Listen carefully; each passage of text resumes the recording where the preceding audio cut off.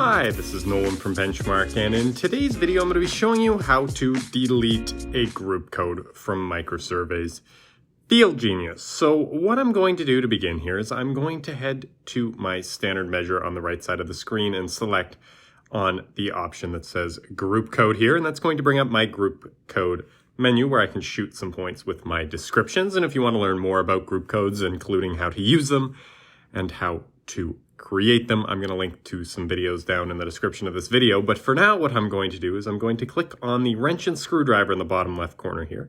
And you can see that I have an active group that is set as new code with three codes here, this 3, edge of gravel, and 30, and a pattern set. But I don't want this group code anymore. It is cluttering up this project and I want to remove it. So what I'm going to do is I'm going to select delete. It's going to prompt me if I want to delete this code, if I'm 100% sure I want to get rid of it. And please note, this is not a process that you can undo. So if you want to delete a group code, make sure you want to delete it.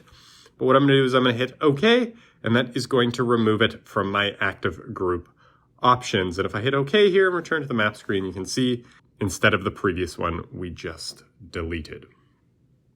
But for now, that is everything in today's video. That is how you delete a group code from MicroSurvey's FieldGenius. And if you have a moment, I would please ask you to hit that subscribe button down below. It really does help us out and helps me keep making these videos. And if you have any questions about anything you've seen in today's video or any questions about anything you've seen on this YouTube channel, please give us a call at 1-888-286-3204 or visit us on the web at bench-mark.ca.